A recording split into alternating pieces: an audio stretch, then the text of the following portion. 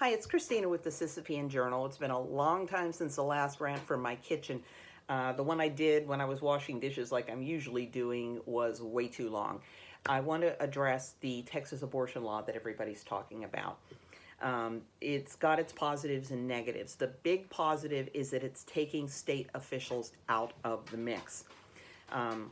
I saw clear back before abortion was legal how state officials would turn a blind eye and let abortionists kill one woman after the other, because it's as if once somebody gets the idea into their head that abortion is a helpful thing, the woman herself actually becomes invisible and the whole point becomes the abortion. And whether it's safe or not, whether she survives it or not, sort of becomes irrelevant. It's bizarre. And we saw that again. Well, we've seen it ongoing since legalization, that state officials are perfectly willing to turn a blind eye to let dangerous clinics stay open. The most egregious example most people are familiar with, that are familiar with this phenomenon, is Kermit Gosnell, where they knew for 18 years that he was running an absolute hellhole. And the abortion was more important than the women, so the state officials let it go on and on and on. And abortion rights people knew that this was going on, and they referred women there anyway. He worked at a National Abortion Federation clinic and started illegal third trimester abortions there to finish in his flea-infested House of Horrors in Philadelphia. You can't trust the state to enforce these laws. The abortion lobby gets their people into key positions and neutralizes the law. The downside is that they are still feeding into this woman and her doctor versus anti-choice busybodies paradigm, which anybody who pays attention to how abortion is actually practiced in America knows that that paradigm is wrong. It's people who gain financially and politically from the woman aborting versus the woman. They are not there to help her freely exercise a choice. They're there to sell the abortion. Politically, they need large numbers to be able to argue that abortion is this widespread necessity. And of course, a woman who decides to have her baby, you're losing hundreds, perhaps even thousands of dollars, depending on how advanced in the pregnancy she is. They need to have abortion as frequent as possible. And this is why they hate pregnancy resource centers, because it steals their customers.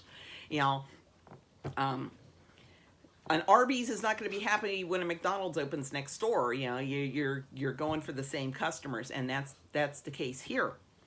So I think what Texas should have done was go at it from an informed consent model that recognizes that dynamic, that it's not anti-choice busybodies versus woman and her doctor, but that the woman and the doctor are not partners in this. They are adversaries.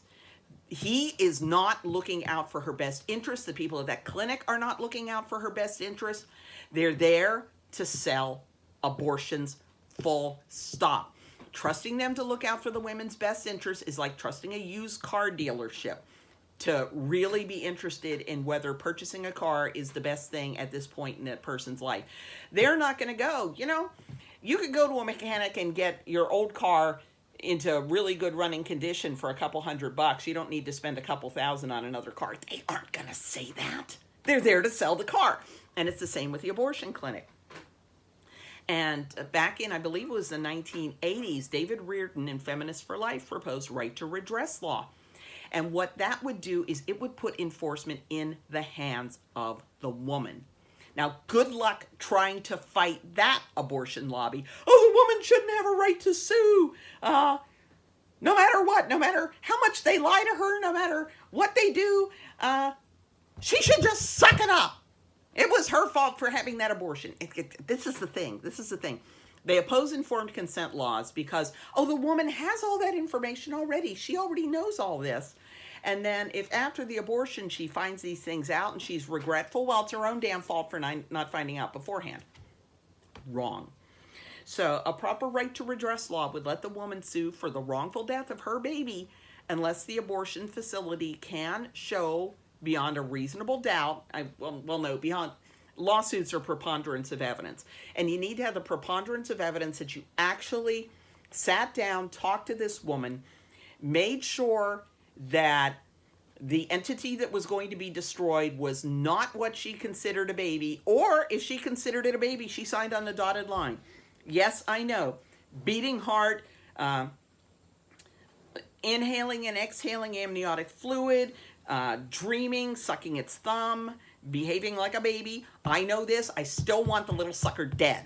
You know, unless she signs, yes, I know all this, yes, but I still want it dead. You didn't give her sufficient information. And the other thing being, if you didn't give her information about the possible repercussions, because women lose wanted babies later on. It's well known that multiple abortions, and half of all abortions are repeat abortions, multiple abortions can weaken the cervix and cause cervical incompetence and cause her to lose a future baby. All that scraping of the uterine wall can cause placental problems with future pregnancies and cause the baby's death and even cause the woman's death. They owe it to her to tell her this before the abortion, and anybody who thinks that they're doing this before the abortion has lost their freaking mind.